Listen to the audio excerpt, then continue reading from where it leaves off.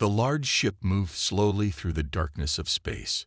Its blue lights blinked as it approached the third planet from the sun.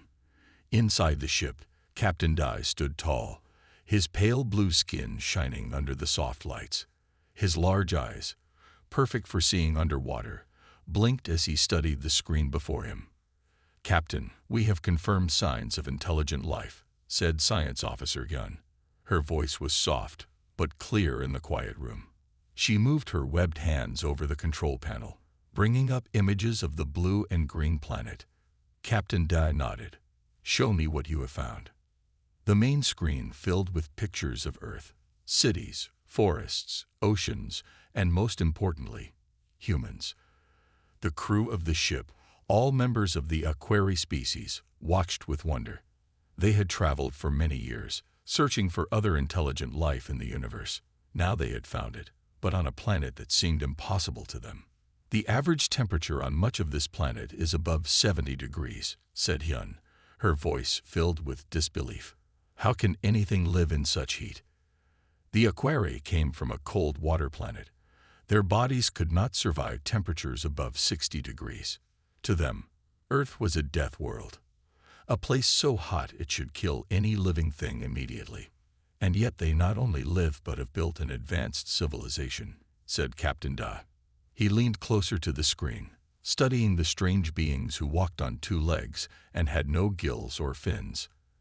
Engineer Todd joined them, his eyes wide with surprise.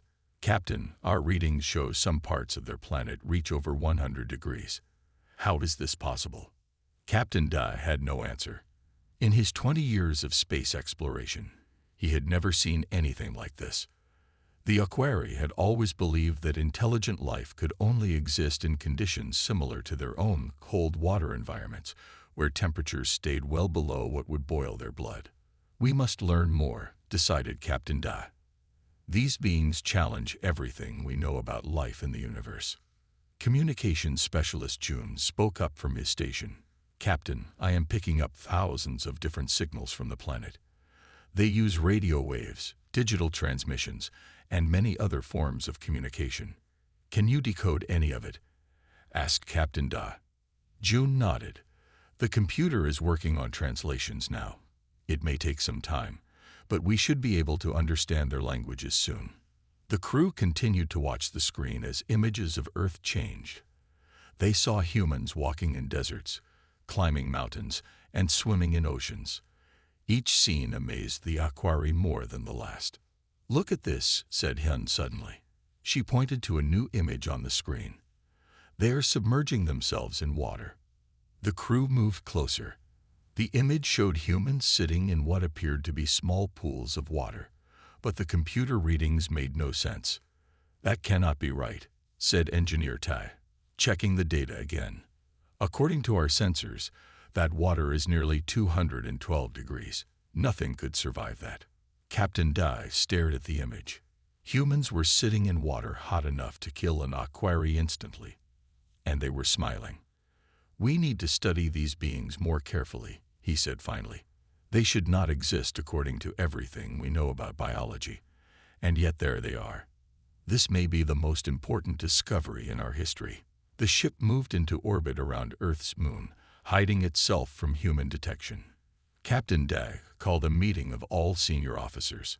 "We will set up an observation post here," he announced.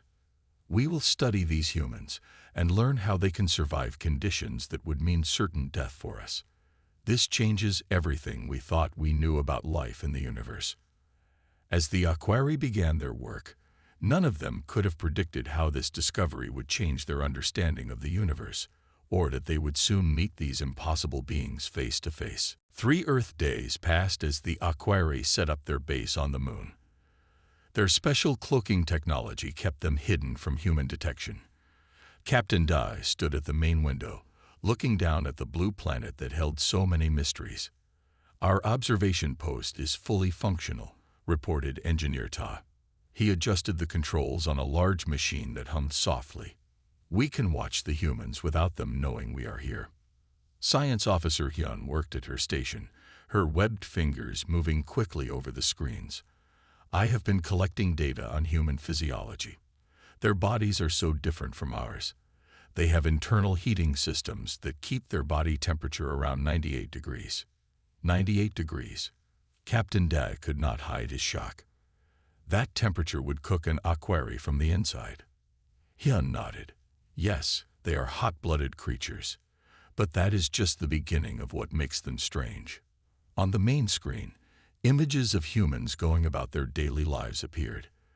The aquari watched as humans walked under the hot sun, cooked food over open flames, and even exercised in temperatures that would kill an aquari in seconds. "Look at this," said communications specialist Jun. He brought up a new image on the screen. "I have been studying their broadcasts. These humans are in a place they call a sauna. The temperature is over 180 degrees. The crew stared in disbelief. The image showed humans sitting in a wooden room filled with steam. They looked relaxed, even happy, in heat that seemed impossible to survive. "How is this possible?" asked Ta. "No living thing should survive such temperatures." Hyun studied her readings carefully. Their bodies have a cooling system. They release water through their skin, and as it evaporates, it cools them. They call it sweating. "Fascinating," said Captain Da. "But there is still the matter of the hot water we saw them sitting in. Has anyone determined how they survive that?" Jun touched his screen and brought up more images. According to their broadcasts, humans visit places called hot springs or onsen for relaxation and health benefits. They believe the hot water helps their bodies. The crew watched video feeds of humans entering steaming pools of water. Some pools were natural, formed in the ground, while others were built by humans. In all of them, the water temperature was high enough to kill an aquari instantly. "I have more information," said Hyun. "Humans also heat water to prepare food and drinks. They call it cooking and brewing." New images appeared on the screen. Humans boiled water and used it to make something called tea or coffee. They drank these hot liquids from small containers. Captain Da watched in amazement. They not only touch boiling water, they put it inside their bodies, voluntarily. "Yes," confirmed Hyun, "and they seemed to enjoy it." For several hours, the aquari continued to observe humans. They watched them swim in oceans, rivers, and pools. They saw them drink cold beverages with frozen water in them. They observed humans living in climates ranging from freezing cold to burning hot. "These humans are remarkably adaptable," said Captain Da finally. "They can survive in conditions that would kill most species we know of." Ta looked troubled. "Captain, we should reconsider our plans. If humans can withstand such extreme conditions, they might be more dangerous than we thought." Captain Da shook his head. "No, Engineer Ta. Their adaptability makes them more interesting, not more dangerous. We must learn more about them." Jun suddenly called out from his station. "Captain, I have detected a problem with our ship's navigation system. The main computer shows signs of failure." Captain Da moved quickly to Jun's station. "How serious is it?" Ta ran a quick diagnostic, and his face grew worried. "Very serious, Captain. We cannot return home without repairs, and we cannot make repairs while in orbit." Captain Da looked back at the blue planet below them. "Then we have no choice. We must land on Earth. It seems we will meet these remarkable humans much sooner than we planned." Captain Da called all crew members to the main room of their moon base. 20 aquari gathered around, their blue skin shimmering under the lights. Everyone looked worried.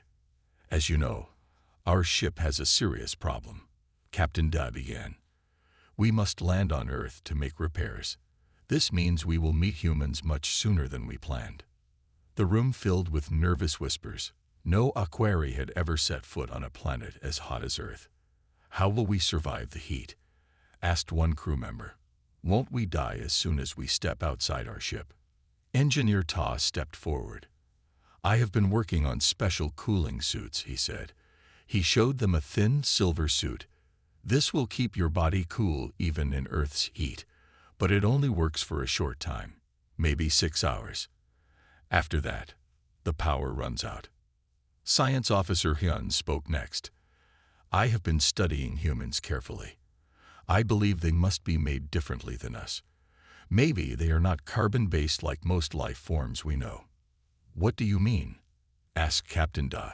Look at the evidence, said Hyun. She showed images on the screen. They withstand temperatures that would kill carbon-based life. They put boiling water inside their bodies. Some even walk on hot coals in their rituals. The screen showed humans walking across burning embers. I think they must be silicon-based. Silicon was a material that could withstand much higher temperatures than carbon, but no one had ever found silicon-based life before. If they are silicon-based, said Hyun, they might be completely different from any species we have met. They might even have special powers. Some crew members looked scared now. That's just a theory, said communications specialist June. I have studied their broadcasts.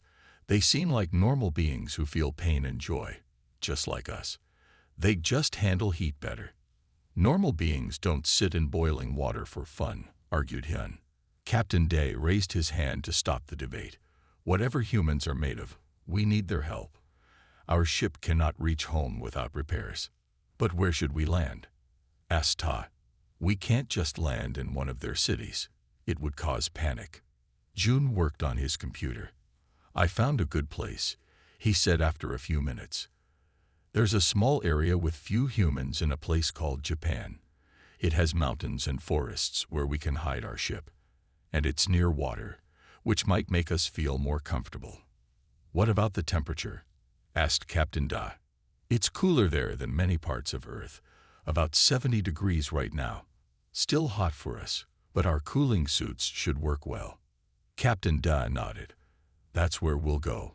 Prepare the ship for landing. As the crew prepared to leave their moon base, Engineer Ta discovered a new problem. Captain, the navigation failure is worse than I thought. We can control where we land, but once we're on Earth, we can't take off again until we make major repairs. How long will the repairs take? Asked Captain Da. At least 7 Earth days, maybe more, said Ta. We'll need to find materials on Earth to fix it. Captain Da looked troubled. Then we have no choice but to interact with humans. Let's hope Hyun is wrong about them being silicon-based super beings. As they boarded their ship, Science Officer Hyun pulled Captain Da aside. Sir, there's something else. I detected strange energy from the area where we plan to land. The humans there have built structures around pools of boiling water. They gather there in large numbers. What kind of structures? Asked Captain Da. They call them onsen, hot spring baths. It seems to be a place where humans deliberately soak in water that would kill us instantly. I don't understand why. Captain Da felt a chill despite the heating system in the base. We're about to find out much more about these strange beings. Everyone to the ship. We leave for Earth in 1 hour. The HFY ship moved quietly through Earth's atmosphere. It was night in Japan, and stars filled the sky. Captain Da sat in the control room, watching the green mountains grow larger on the screen. Find a place away from human buildings, he ordered. June guided the ship toward a small valley between 2 mountains. There's a clear area here. No humans for at least 1 mile. The ship landed softly on the grassy ground. The engines went quiet. Through the windows, the crew could see tall trees and a small stream nearby.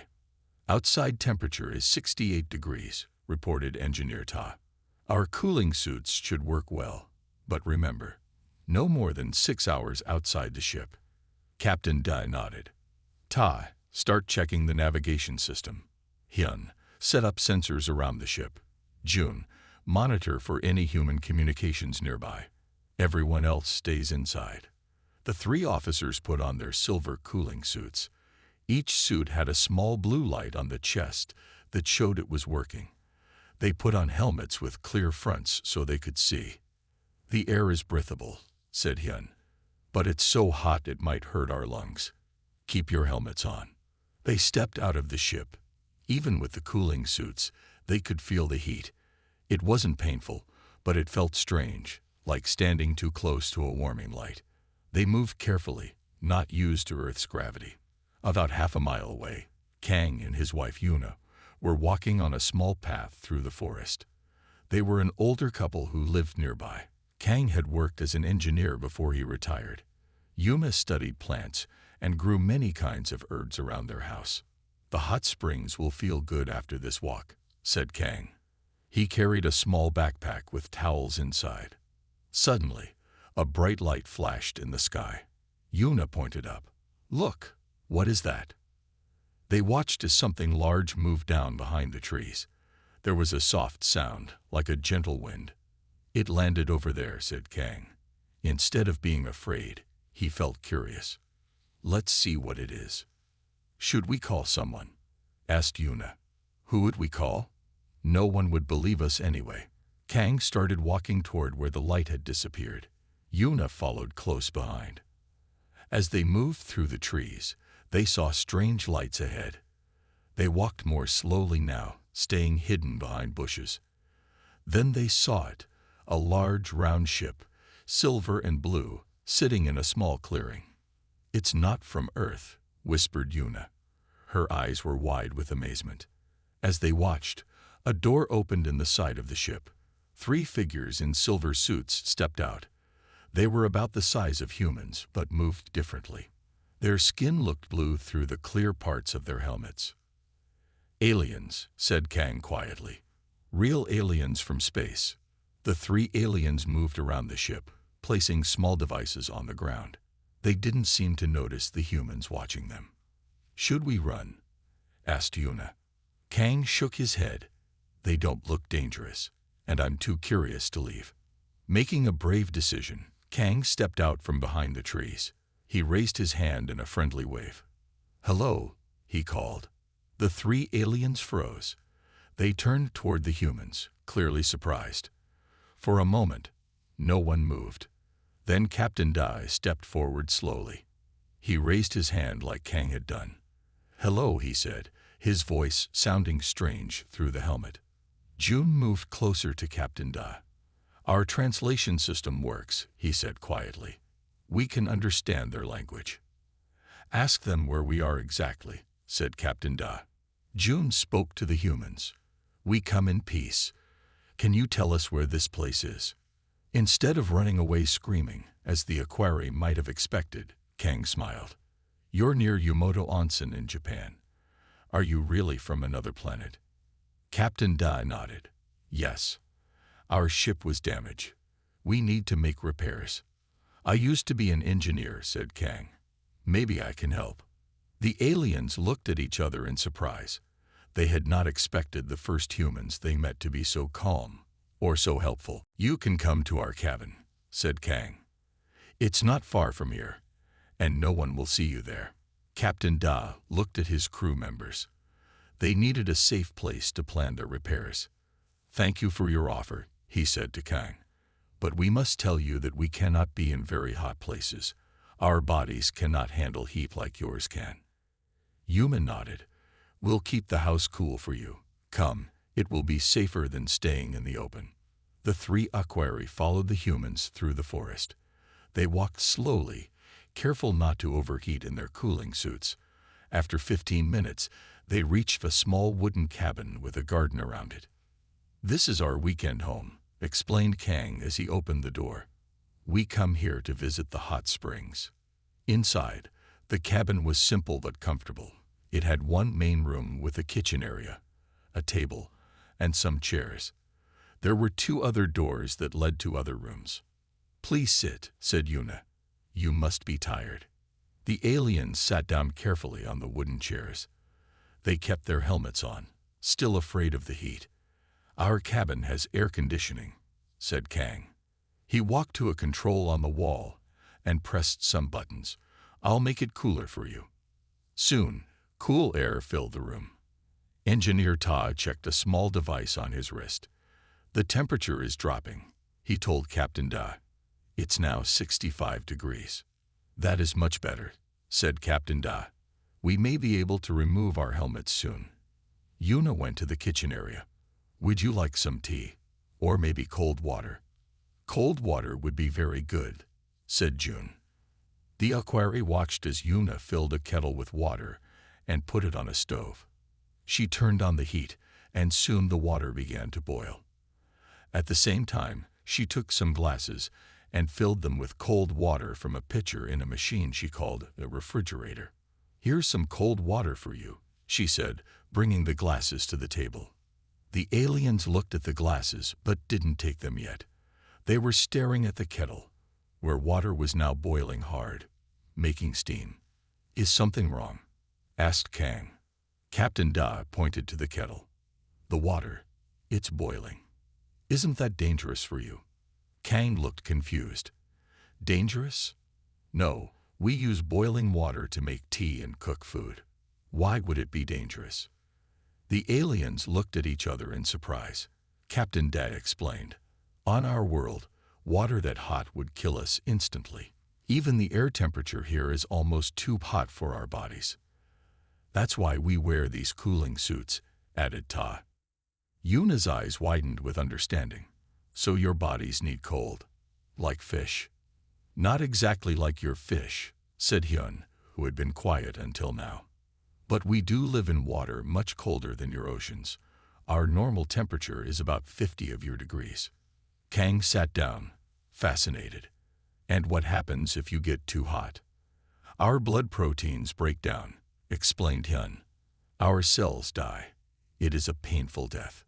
The kettle whistled loudly, making the aliens jump in surprise. Yuna turned off the heat and poured the boiling water into a teapot. "I'm sorry if this makes you uncomfortable," she said, bringing her tea to the table. Captain Da shook his head. "No, it is interesting to us. On our screens, we saw humans sitting in hot water. We couldn't understand how you could survive it." "Oh, you mean the onsen, the hot springs," said Kang. "Yes, we love to soak in the hot water. It relaxes our muscles and is good for our health." "We were going there when we saw your ship," added Yuna. "The water is rich in minerals from deep in the earth." Just then, they heard a loud crash of thunder outside. Rain began to fall heavily, hitting the roof of the cabin. "Looks like a storm is coming," said Kang. "You should stay here until it passes.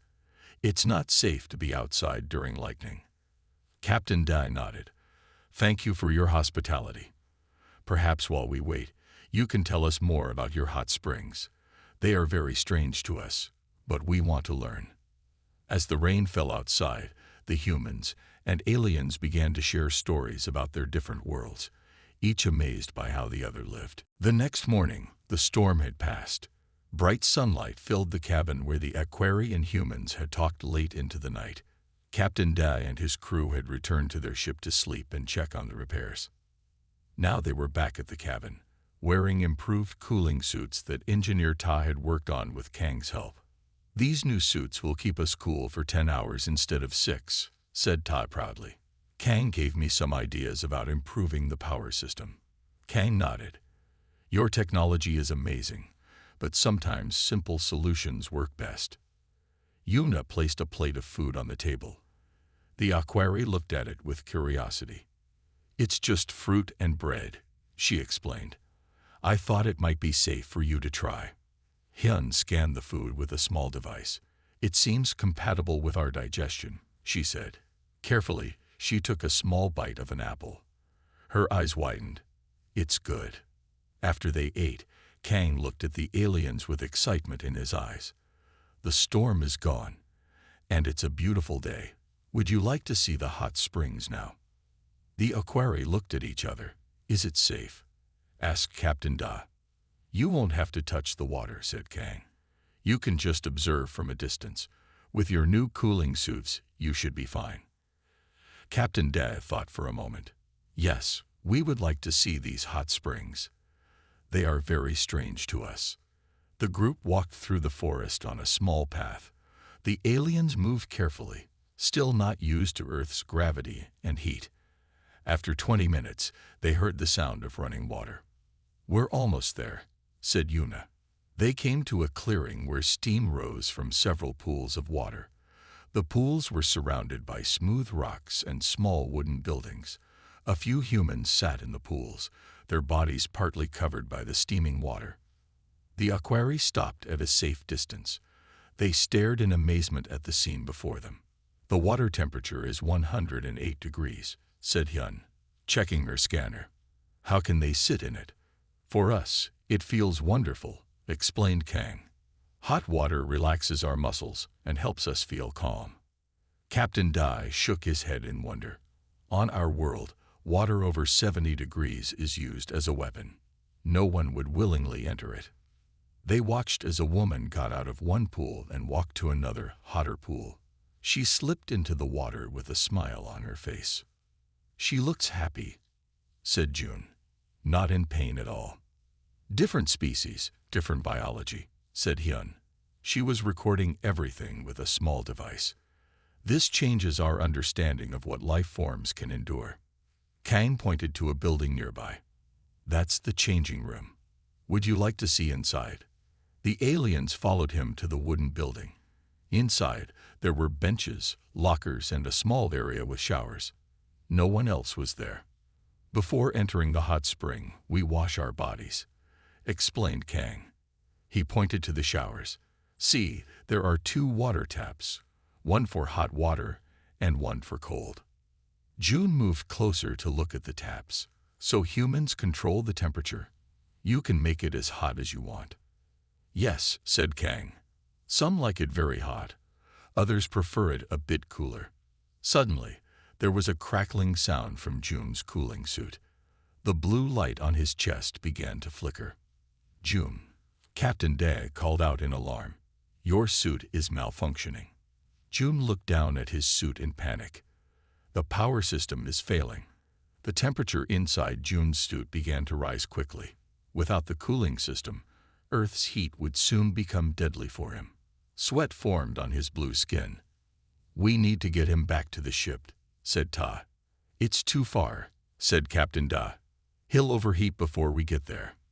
June's legs gave out, and he collapsed onto the wooden floor. His breathing became fast and shallow. "He's going into heat shock," said Hyun, kneeling beside him. "We need to cool him down now, or he'll die." Kang and Yuna looked at each other, both thinking the same thing. They had to help, but how could they cool someone on a planet that was deadly hot to their alien visitors? "His body temperature is rising too fast," Hyun said, her voice filled with fear. She checked the small device on June's wrist. 5 more minutes at this temperature will cause permanent damage."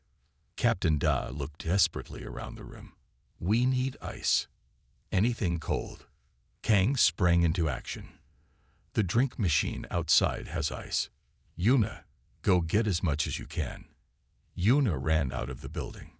Tai tried to fix June's suit, but the power system was completely dead. "Even if we had ice, it would melt too quickly in this heat," said Hyun. "We need something more." Kang thought quickly. "The refrigeration room. They keep drinks cold there." He pointed to a door at the back of the building. "We can take him inside." Captain Dai and Ta lifted June carefully. They carried him to the refrigeration room and placed him on the floor. The room was cooler than outside, but not cold enough. "It's still too warm for him," said Captain Da. "His system is shutting down." Yuna returned with bags of ice. "I got all they had," she said, placing the bags around June's body. June's blue skin was turning a pale gray color. His breathing was getting weaker. "We're losing him," whispered Hyun. Kang looked at the aliens with determination in his eyes. "I have an idea. Wait here." He ran outside and returned a few minutes later with a large plastic sheet and some tubes. "We need to make a cooling bath," he explained. "When I worked as an engineer, we used this method to cool overheated equipment."